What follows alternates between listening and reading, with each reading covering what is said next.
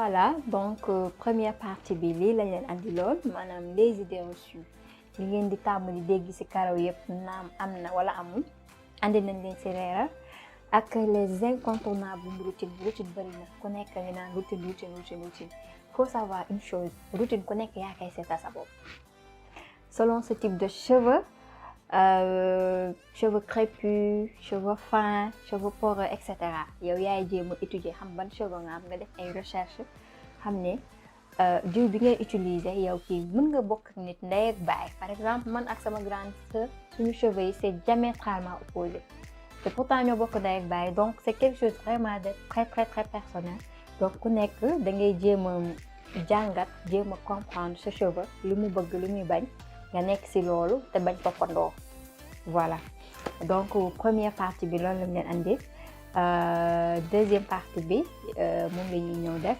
dinañ leen wax ci li nga xamante ni moom ngeen di éviter pour li nga xamante ni c'est qu'importe le type de cheveux ba nga mën ci am da nga ko war a éviter da nga ko war a moytu dinañ leen andi tamit ay conseils yu nga xamante ni qu'importe type de cheveux bi nga am c'est à privilégier da nga ko war di def voilà mënoo ko bañ a def daal loo mënul ñàkk def voilà qu'importe type de cheveux bi nga am aussi loolu lañ leen di ñoo andi ci deuxième partie bi incha allah et toujours avec Soxna Khady. waaw loolu moom sunu mbir la. comme que ñoo est obligé de vivre avec nan la ñu war a muuroo. waaw surtout pour protéger nos cheveux. gis nga dañuy wax souvent ni ibaadu boo gis leel na. dëgg neexul. dañuy wax souvent sama rakk bi benn jour dindi na kolam sama papa ne ko waa yow lu wat sama.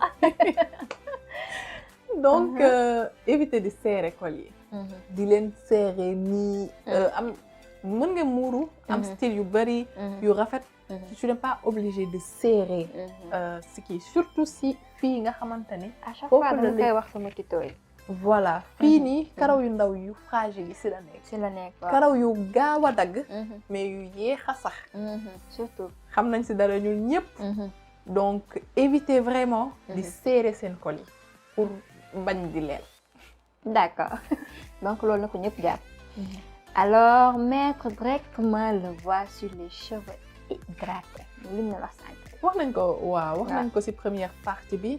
donc wax nañ tamit lu tax waroo ko def jël hydrater ses cheveux yi ba pare wala même si les cheveux ont été hydratés il y a 2 jours 3 jours avant.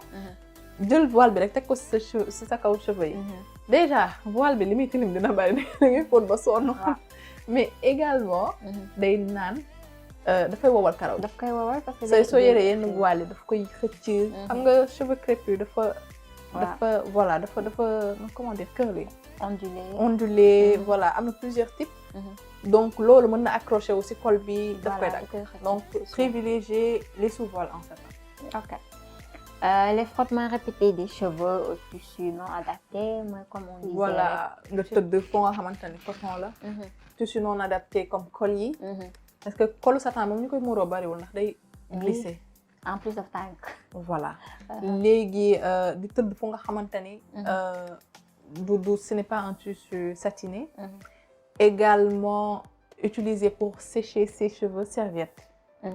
parce que serviette yi ak fibre yi dañu mag. waaw ak affaire yooyu di ci génn daf koy lonk di ko xëcc. donc après vous allez me dire lan laay utiliser donc bu fomp man personnellement t-shirt laay utiliser microfibre. voilà pour dama jël sama benn t-shirt bu nooy. kii moom laay sécher sama karaw. su ma paree fóot weer.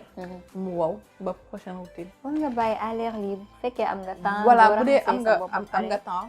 exactement mais bu dee da nga war a def leneen juste après. par exemple boo defee shampoing. waaw c'est vrai xam nga dafay am excès eau. waaw masque bi moom si karaw bu tooy nga koy def mais excès eau bi. pour nga wàññi ko voilà. mais sinon après sa lépp bu paree moom. bàyyi ko à l'air libre c'est mieux. parce que doo fomp après leave-in te boo defee leave-in day éviter sèche-cheveux yi. oui en fait tout ce qui est matériel bu nga xamante ni ça chauffe. comme ça nekk lisseur. sèche-cheveux. peigne chauffant yooyu yëpp on l'utilise hein. parce que yenn saa tu as envie d'avoir. mais ne pas être régulière quoi. mais man personnellement benn yoon laa ko utiliser ci année bi. c'est mieux parce que ça casse les cheveux. et comme li ma wax sànq il faut nga utiliser du protégé d'abord protecteur de chaleur yi voilà pour mun ko def voilà d'accord on va parler de nos tresses les tresses serrées yenn tresses moom hairline aussi dem léttu sa karaw sa kanam bi xaw a xëcc tuuti nga xaw a leer naan waa damay dem leeral sama kanam yeeg yooyu mais am na tresses yoo xamante ni moom fii dañ koy jàpp xëcc ko soo yenn nga gis tresse bu nga xamante ne da nga naan ko waa diw moom sa tresse bi kii na de mu ne moonte jàpp ñu ko ak mèche mais du mèche bi en fait c'est manière bi jël sa karaw yu ndaw yi xëcc ko bon man à un moment en général ñoom dañuy bëgg xëcc pour bañ a bàyyi dara mais xëcc buñ koy xëcc ñoom ñu ngi lay lor la ñu ngi lay lor que nga nekk kuy muuru wala ku dul muuru sax nekk kuy muuru wala ku dul muuru fii moom franchement ku leen di lekk am leen ci seen fulla mu woyofal loxoom si kanam sama xale ak lukat chaque jour dama koy xuloo sama lukatuma tout l'étude de ay renversé torsade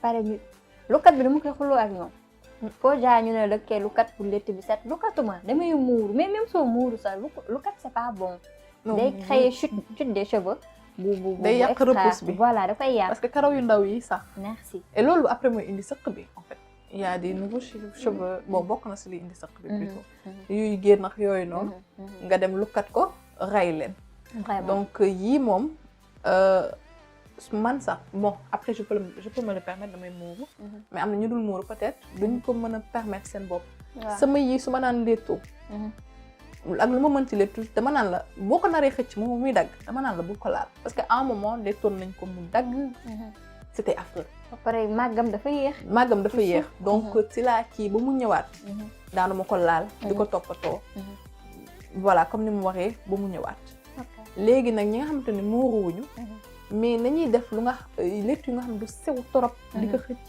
et que foofu ñuy oyofal seen loxo voilà sinon moom màggam dafa yéex am karaw tamit neex na waaye am karaw leel tamit affaire la daal bul xasaale ci ñi fi leel bëri na de surtout ibaadu yi leel bëri na maintenant on va parler de surcharger les cheveux avec les produits chimiques etc sànq am na fu ma waxee man ne pas utiliser beaucoup d'huile en même temps parce que doo xam déjà lan la waa voilà booy am sa routine parce que routine bi ça se crée au fil du temps man routine bi ma am nii du moom laa commencé woon et je sais beaucoup de choses li ma leen di wax je l'ai expérimenté parce que c'était pas une route voilà toute tracée daanu nañ daanooti parce que sama deuxième big shop bi sax loolu ko indi voilà donc da nga utiliser da ngay dégg lii baax na nga daw utiliser lii baax na nga daw utiliser tu sens que tes cheveux poussent mais tu sais pas exactement lan la donc tu utilises tout tu laisses parfois voilà donc surcharger ak sa bopp da ngay dem je pense que la dernière fois yaa ngi ma wax benn expérience nga dem si benn salon soo ñibbi sa kanam sa bopp bi day niin battu mais ça ne sert à rien excès de produit boobu noonu merci voilà ça surcharge tes cheveux da leen di alourdir ça les rend gras ça les rend moches dafay kii sa pores yi fi nga xamante ne voilà donc day diisal sax sa karaw bi excès de sébum boobu day nekk benn poids ci karaw bi da koy alourdir oui en dehors du fait que déjà doo xam ban produit mooy marché man kii nii donc utiliser da ngay am sa ay produits type yoo xamante ni da nga koy utiliser sur une période de 3 mois au minimum après mën nga changer man je viens tout juste de changer de produit alors que yi ma yoroon utiliser naa pendant 1 an ça marchait pour moi mais j'avais envie d'essayer quelque chose bon j'espère que ce quelque chose là est mieux mais au moins je sais que yéen ñi ngi marché pour man boole ma yëpp en même temps voilà exactement d'habitude ok maintenant on va parler de comment peigner les cheveux oui. On a parlé tout à l'heure de l'importance de bien peigner ses cheveux parce que si moment bi nga peigner c'est là où tu démêles tes cheveux déjà et c'est moment boobu également si nga mën a dammee sa karaw bu bëri surtout peigner les cheveux secs là ne jamais peigner ses cheveux secs nappi wak cheveux lisses bon après il y a moins de dégâts cheveux lisses mais nappi mais jamais alors jamais je suis catégorique sooy peigner humidifie tes cheveux déjà au salon des fois dañ lay sécher ba pare buñ la peigner ba dajale sa karaw bi defal la ko ci mbuus jox la da ngay ne non lii du sama karaw ne m'en parle pas mooy la woon expérience séchoir peigner naan ma nii alors que mes cheveux étaient pleins de nœuds alors non sa karaw bi la ñuy dagg mu wër la nag jooy rek moo lay dese si jamais karaw bu bi woowee soo koy laal mu commencé tam moom danaa la laal ma rek ma damm donc foofu être très minutieuse, vraiment y aller très prudemment. Donc booy peigner na fekk nga humidifier sa karaw bi ba pare. loolu la spray bi déjà spray bi. nga tu humidifies. maa ngi la doon wax tey si suba maa ngi doon lettu. J'humidifie alors que mes cheveux étaient hydratés mais le matin j'ai humidifié avant de tas ko avec mes doigts et tout et continuer à faire mes tresses. Donc jamais peigner ses cheveux crépus. Alors j'insiste, jamais peigner ses cheveux crépus qui sont secs. Et peigne bi donc moment ban moo gën a propice pour peigne bi après dinañ si ñëw sur les choses à privilégier ak yooyu noonu. Mais à éviter peigner ses cheveux quand ils sont secs. Et également les peigner commencer fii di xëcc di dem mais ci yoon bi xëcc bi noonu ci yoon bi. li nga ci perdre ci karaw. day bëri dafay bëri donc commencer fii di dem. surtout cheveux ak lu karaw gi gàtt gàtt nag. del def ndànk-ndànk parce que karaw bi dafay takku lu bëri. faut commencer ci cat bi. voilà di séparer donc suñu ñëwee si comment les routines yooyu dinañ gën a élargir si nan la ñu war a mën a peigner suñu karaw. D'accord, donc on en a parlé tout à l'heure, peigner à partir de la racine. Ne pas couper ses cheveux. nit ñi dañ ko ragal couper les cheveux. dañ ko ragal. soo nii sama karaw gi dama si ne dama ko dagg. Et d'ailleurs je tenais ce discours il y a plusieurs années de cela mais doo nga nekk na fi jamais sama karaw gi li ma doon lijjanti daal mooy lu mu saxee mais dagg. Alors que c'est tellement important. La dernière fois je faisais une publication disant que n'ayez pas peur de couper vos cheveux. Parce que je me suis rendu compte dama def deuxième big shop et hésité naa avant may def deuxième big shop. di dagg sama karaw bi lu bari. J'ai vraiment hésité pendant des mois dama doon dagg tuuti alors que man toog naa lu yàgg j'ai négligé mes cheveux ba xam naa ne sama karaw bi yàqu na. mais dama doon espérer tout le temps que su ma daggee tuuti rek après dina ñëwaat à la normale. Mais finalement j'ai tout coupé. Un an après j'étais tellement satisfaite, j'étais là. N'hésitez pas à couper vos cheveux. Et effectivement, n'hésitez pas. Ouais, c'est vrai. Donc yenn saa yi ñu ngeen toll fu nga xamante ni cat yi dafay rêche. soo ko laalee sax da nga koy xam dafay sew ba pare soo ko laalee day ñagas. par rapport ak longueur yi. donc loolu da nga koy dagg. sinon yooyu mooy indi nœud yu bari. day yàq beneen karaw bi nga xamante ni mi ngi ñëw. Voilà. Et ce n'est pas uni da ngay gis ko naan man sama cat yi dafa lii. yow sax soo ko xoolee di nga xam ne lii y a problème. sooy peñe yooyu noonu mooy laxasu si peñ bi ngay xëcc muy dagg. booy lettu yooyu noonu mooy takku si kii yi donc franchement dagg ko bon après ñu ngi naan ay tous les 3 mois mais yow yaay xool parce que nit ñi tamit bokkuñu. donc dagg ko su tuuti wee. xam ne ay benn centimètre la nga dagg ko moo gën ngay xaar. parce que indi la yeneen dégâts et c'est ce que j'avais fait. moo ma indi sama deuxième big shop bi. Mais tu n'as pas regretté quand même. De les avoir coupés, pas du tout. D'accord. Utiliser trop d'appareils chauffants, on en a parlé tout à l'heure. Oui, on en a parlé tout à l'heure. L'inconstance. Mais ni man. Inconstance. Franchement. Des fois ça. Soo demee par 15 jours fay létt pare nga si da ngay fàtte sa karaw ba létt war jot. Oui. Bon, je comprends. Je n'approuve pas, mais je comprends.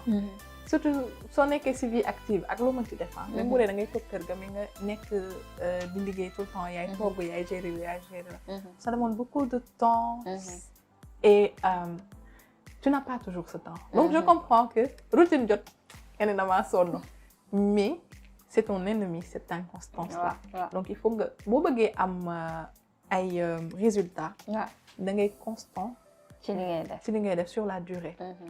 Donc mënoo ñëw def benn yoon toog lu yàgg defaat du feeñ après finalement nga ni lii daal baaxul produit bi baaxul fekk ni du feeñ tu n'as pas respecté voilà le temps et tout. Il faut nga si dem constamment. D'accord. Alors dernière question bi s'occuper de ses cheveux quand on n'est pas dans un bon loolu moom ça fait rire, hein? Ah oui, ça fait rire. Oui, on va s'occuper de ses cheveux quand on est de mauvaise humeur ou quand on n'est pas... Oh. Je vous parle par expérience. Les cheveux sont capricieux quand même. Da ngay ñëw nga mer. Wala nga tayal. Wala tu as un peu de cafard. Ngay peñe sa bopp bi di xëcc. Ki nga mere moo nekk ci sa bopp bi. Mais ça te casse tes cheveux. C'est vrai. Il faut...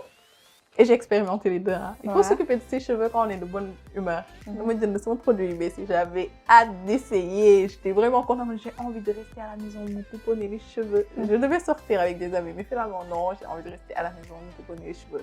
Et je m'en suis tellement bien occupée. Après, j'étais contente donc yow booy togg xoolal booy togg wala booy def dara dëgg la bu sa xol neexee ni nga koy Ni nga koy defee defee. mooy gën bu sa xol naqaree c'est vrai que c'est li la nga même def ak chose. yéene ak li nga ko def li nga xamante ni dafa Voilà. ñàkk pexe boo meree wala boo si tayalee nga tayal ba laisse tomber doo ko def sax bu boo waree démêler surtout démêlage moo nekk partie bi gën a compliqué si routine routine bi waaw tu ne démêles pas normalement et après loolu da lay topp si C'est vrai. ba beneen routine bi et ça peut créer des dégâts.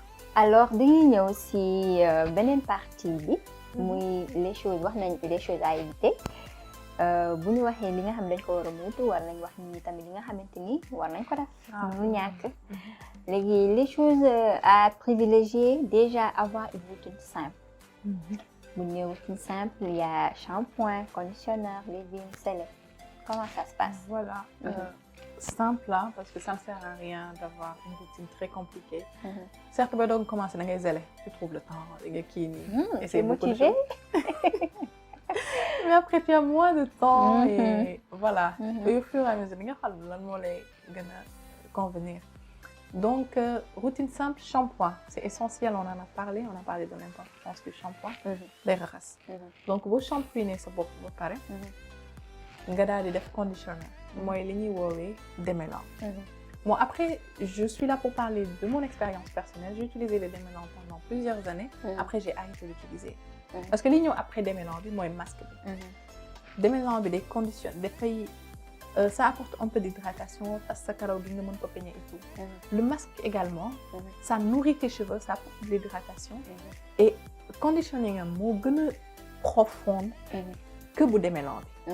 Donc je me suis dit démêlant bi dans ma routine man ça me sert pas à grand chose man ma dindi ko après yéenay xool vous pouvez toujours utiliser donc après masque bi ñëw comme ni ñu waxee sànq masque c'est sur cheveux mouillés di nga wàññi excès d'eau bi après nga def sa masque takk ko ak mbuus wala nga kii ko filmer ko wala nga def ko si bonnet chiffon kii ko mu action bi après 30 minutes 1 heure de temps yenn saa am na masque yoo xamante ne dañ lay bindal temps bi nga ko war a bàyyi am na yoo xamante ni voilà mais 1 heure de temps nga dindi nga rincer ko tu rinces à l'eau claire tu ne remets pas de shampoing am na ku ma mos a wax ni su defee masque ba pare dafa shampoing ma ni ko c'est du gâchis à quoi ça sert finalement tu relaves tes cheveux donc tu rinces à l'eau claire léegi man c'est le moment où je démêle on parlait tout à l'heure de peigne c'est le moment où je peigne mes cheveux déjà c'est hydraté c'est doux masque bi kii na ko je sépare parce que je sépare toujours mes cheveux avant quand c'était plus court j'ai des cheveux assez volumineux donc quand c'était plus court je séparais en plusieurs parce que c'était court maintenant que c'est plus long 4 lay séparer voilà bu ko defee ni nga mën a toppatoo partie bu nekk léegi tu prends le peigne tu commences là fekk boobu shampoing jaar na fa set na masque jaar na fa c'est nourri c'est hydraté donc soo laalee rek normalement il ne devrait pas y avoir de problème ci ñu ragal peigner et vous peignez doucement cheveux dañ koy pouponner daal dañ koy neexal di ko raay xam nga yooyu noonu boo bëggee mu jox la li nga bëgg léegi nga peigner des pointes à la racine chaque partie boo paree nga rincer à l'eau claire soo rincer à l'eau claire maintenant nga fomp bien sûr vient le leave-in donc leave-in bi mooy aider ndox bi si parce que comme on l'a dit l'eau seulement n'hydrate pas l'eau hydrate certes mais elle a besoin d'être aidée dans son action d'hydratation c'est le leave-in bi ñëw déjà dañ comme turam leave-in conditioner mooy conditioner bi nga xamante ni dañ ko ci bàyyi leave-in donc boobu doo ko raxas nga diw donc quand tu as bien peigné si masque bi il y a pas nécessité à masque la rek mais masque bu nga xamante ni après tu n'as pas besoin de laver donc nga diw ko am na ñoo xam ne dañ koy jaay sur le marché di ko wooyee diw donc yenn saa damay dem di laajte leave-in ñu ne amuñu leave-in mais yenn saa nga wan leen photo ñu la diw bii am nañ ko donc nga diw ko et après là les huiles ou la crème am na ñoo xam karité la ñu utiliser am na ñoo xam ne huile yi voilà et là ça scelle tu masses bien en fait sur les longueurs et tout pour que ce soit uniforme et tuuti huile bu leen diw seen bopp bi bu mu niin di siit parce que l'excès d'huile là yi njëkk a ñëw bu defee li muy def rek excès bi ça ne sert à rien donc tuuti ngeen diw et voilà c'est terminé nga kii ba beneen yoon donc man ce que je fais et qui m'arrange bien en tant que voilée mooy tout le temps damay def soit live soit twist mais après twist il faut savoir gérer c'est plus compliqué donc live donc je mets mes live et du coup partie démêlage bi day génn si sama routine ba keroog may fireekuwaat man torsaat mooy samay lépp man damay shampoing live yi ak ni mu sewee noonu ni mu tasee noonu tu as voilà ma shampoing def masque mu dugg raxas ko c'est plus simple raxas bi ak yépp et après ma def sama leave-in scellé ak huile yi mu jeex léegi nekk fi doo perdre de temps donc vite fait le temps de poser le masque genre 30 minutes 1 heure de temps voilà ça se fait en 1 heure te 1 heure boo nga xamante ni doo toog nekk sa bopp bi yaa ngi def leneen loolu donc loolu mooy sama kii et après ma bàyyi mu wow takkaat mu kii def sama sous-voile en satin mu waru dem liggéey donc voilà d'accord maintenant on va parler des coiffures protectrices exactement des coiffures protectrices bon comme leur nom l'indique en fait comme live yi ma wax am na tresse yaa ngi wax ne torsade mooy sa waaw torsade rek et ça te réussit bien waaw voilà man par exemple benn yoon laa ko mos a essayé moo ma neeloon nga bàyyi jamais xaw ma ci ki ma ko létt la xaw ma torsade donc am na ay tresses par contre moo may def noonu su ma ko léttoo su ma firee ko yooyu moo lay dese mais les torsades moom macha allah tout ce qui est natte en fait tout ce qui se voilà lu tëdd rek moo may def noonu donc man je préfère twist et twist dama si dem ndànk parce que ak ni nga koy rawee noonu voilà day baram karaw beeg yooyu ak firi bi tamit day fekk dafay emmêlé wu donc man sama ay tresses protectrices de prédilection live raw live raw léegi am na xam ne tresses yu tëdd yi la pour ñi muuruwul am na ay mèches yi après mèche nag bu leen bàyyi mu yàgg trop si seen bopp ay 3 semaines yooyu noonu au maximum 1 mois au maximum 1 mois et soo lettoo en fait tat bi sooy raxas den saa day mel ni dafay retenir kii bi non mais en fait tilim bi problème mèche mooy mèche bi ñuy lett en général yi ñuy lett day dijj donc voilà day quantité de mèche bi ñuy def poids bi mooy gën a diis karaw bi exactement forcément day dama karaw bi da koy xëcc mooy lii mèche c'est à éviter wala nga def mèche bu nga xamante ni non da ngay xam ni koy lettee mais mèche bi day protéger karaw bi waaw mais da ngay xam ni nga koy lettee waaw parce que soo jëlee kilo mèche def ko si genn wàll libaru karaw daf koy xëcc waaw c'est physique ça waaw kii bi léegi waaw poids bi daf koy xëcc léegi ni nga xam ni nga koy lettoo am na ñoo xam ay rajout la ñuy def am na ñoo xam dañuy lett seen tresse di teg seen ay perruque nice mais na nekk lett bu nga xamante ni yow di nga mën a def say kii di nga mën a hydrater sa bopp bi di nga mën a kii après mèche yu bëri yu gudd yooyu moom c'est plus difficile pour nga hydrater sa bopp bi mais voilà toujours faire des recherches sur les coiffures protectrices et déterminer ce qui convient le mieux à nos cheveux. Alors, se faire des massages crâniens. Oui, ça m'a beaucoup aidé. C'est ça m'a l'aile bobo non. Non, massage crânien. Tout à l'heure on a parlé des huiles pour sellage bi. Mais il y a également huile yu booster ou huile de croissance. Muy huile yi nga xam dañuy fort. ay menthe poivrée. ay ginger beeg laaj beeg. bon am na yoo xam ne man dama ko utiliser parce que soit xeet bi la wala soit action bi la toujours tamit dem si ak ndànk parce que yooyu noonu maximum 2 fois si semaine bi nga koy utiliser mais seen tàngaay boobu noonu comme boo frotté wee sa yaram ni muy tàngee tu sens que sa tànk bu naka mee yooyu ça aide le sang à circuler tout ça c'est la même chose pour les cheveux après masser le cuir chevelu ça veut pas dire frotter le cuir chevelu il faut toujours y aller avec douceur également bien sûr, voilà l'action c'est comme ça masser mais c'est pas donc 1 minute 2 minutes bon da ngay gis souvent ñu naan la 5 minutes donc passer à masser ton crâne 5 minutes franchement moi j'ai jamais fait donc tu masses un peu 1 minute 2 minutes ah man li may def laay wax donc si tu as le temps pour am na tamit ay brosses yu nga xamante ne c'est pour masser je n'ai jamais essayé mais je vois que ça peut être pratique donc 2 fois 6 semaines bi d'accord ça aide à accélérer la pousse D'accord. Cas cheveux daal buur la. Alors, boire beaucoup d'eau. Ah oui, l'hydratation, hein. Ce Ah. n'est pas seulement à l'extérieur. En fait, c'est plutôt boire beaucoup d'eau, manger ça, Ça. mais qui mange ça? Enfin, oui, il y a des gens qui mangent ça, mais moi, je ne sais pas. Donc, moi, je me dis, ouais, il faut manger ça et me donner un genre, quoi. Alors que moi, je mange n'importe quoi. Mais boire beaucoup d'eau, il le faut. Ça hydrate. Ndax li hydraté karaw, jógewul rek ci biti. Li ngay lekk ci la bokk. C'est comme la peau. Ouais. Si tu manges trop huilé, ngay am ay peau grasse ak yooyu noonu naan la yenn yi nga dem si dermatologue naan la bàyyi huilé. Donc ndox moom même bu dul karaw sax. danga ko il faut soxla que tu t'hydrates. c'est évident. Voilà. excès de ndox reyul kenn naan leen.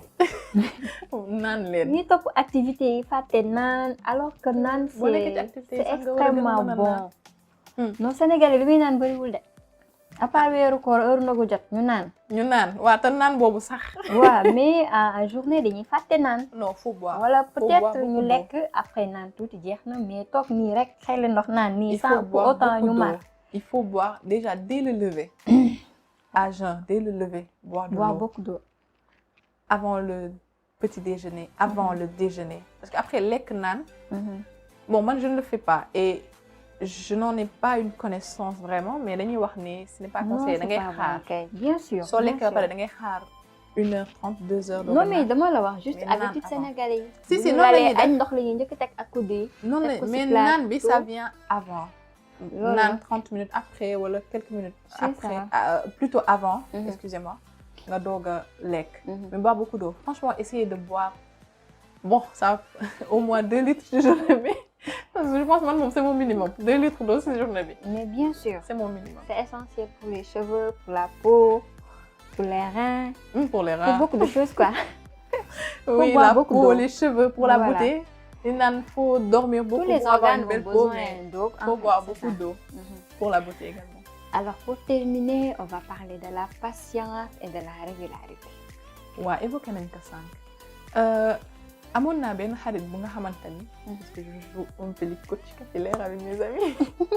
dama doon wax Xadi man de maa ngi def lu nekk. maintenant sama karaw gi saxul dama ne li ma ko wax ak li may wax loolu du yàggul en fait ay 1 mois 2 mois lay mag. il faut vraiment être patient. waaw vraiment vraiment. mënoo commencer tey. suba nga am li nga bëgg. voilà. Il faut vraiment être patient. C'est sur la durée ngay commencer gis. Au minimum 3 mois. nga xool en étant régulier. Parce que 3 mois yoo régulier wul moom ak benn fan bi nga def mais waaye. ça va Donc 3 mois yoo nga xam ne da ngay régulier. Et sur la durée ni nga ko lii parce que actuellement mu mënti nekk. mais patience dafa baax. pour comment dire les cheveux crépus gis résultat yeeg yooyu. Et vu que cheveux crépus dañuy shrinker. parfois tu penses que yow sa karaw gi saxul fekk mi ngi sax. dafay fekk ne soo ko xëccee mën na shrinker jusqu'à 70% de sa longueur. maa ngi wax sànq ni sama karaw gi bu tooyee fii la yegg si. alors que boo ko xëccee day wàcc.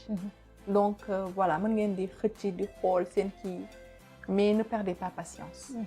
Également, faut noter que sax yi bokkul. mën nañu entamer une routine qui nous convient à tous les deux même ak Bali ça nous convient. ça lui convient ñu am même routine. qui nous convient. mais ma xool ne saxu Bali moo gën gaaw. ça c'est génétique. c'est ça. Bali peut-être moom ci mois bi mën na am 2 centimètres vite fait. man ci mois bi 0,5 centimètres lay saxle. bien sûr que Bali karaw muy gën a sax naan ñun dañoo kii mais ma sama bos diguma mi ngi sax mais bokk leen. ni ngeen di saxee. c'est génétique. bosam mi ngi koy utiliser. karawam sëq na. man mes cheveux sont fins. ça mën na nekk comme si ni ngay peñe weeg yooyu noonu mën na affiner sa karaw bi. mais mën na nekk aussi génétique. ndax am na ñoo xam ne seen karaw sëqul. wala bu sëqee tamit du bari. am na ñoo xam ne seen karaw dafa sëq macha allah. donc c'est génétique. faut également nga xam yow ban type de cheveux nga am. et ne pas comparer sa évolution ak évolution. surtout parce que loolu ça te met je l'ai fait ça te met du stress. non kase da ngay yàkkamti nekk ci internet bi oh xool kii en plus la personne te dit je me suis rasée il y a 6 mois. il y a 6 mois yow yaa ngi ci 2 ans nga xool yéen a tolloo karaw nga ni mais man li may def kon baaxul alors que non nit ñi bokk nga arrêté peut-être routine bu nga xamante ni baaxul na ci yow nga dem toppandoo routine yu jàmbur alors que voilà donc patience régularité donc également li ñu wax nii ce sont des généralités toujours faire des recherches et de bonnes recherches comparer également xool et également essayer apprendre de ses erreurs on en a beaucoup fait mais léegi on va en faire encore et au fil du temps apprendre de ses erreurs comprendre ses cheveux les connaître di leen jox li ñu soxla voilà et tout ira bien on espère que ça va marcher inchallah donc c'était tout pour moi ça m'a vraiment fait plaisir de parler avec vous surtout de cheveux donc en espérant que cela va vous être utile inchallah rabbi espérant également que di ngeen ko defee ni ñu ko waxee bon pas forcément exactement ni ñu ko waxee parce que suñu expérience personnelle la ñu wax mais surtout rechercher wax ci surtout mooy xool li leen convenir voilà et avoir de la patience vous occuper de vos cheveux et tout parce que yenn saa damay gis nit ku nga xamante ne karaw dafa am potentiel li may wax karaw bi day wow day gàtt day mais da nga koy xool tu sais que la personne a de beaux cheveux su ko toppatoowee dina ñëw nga gis koo xam ne karawam gudd na mais dañuy wow dañuy rêche dañuy yaraax tu sais que moom tamit mën na am lu ëpp loolu et elles sont contentes ça me fait mal donc c'est voilà docteur cheveux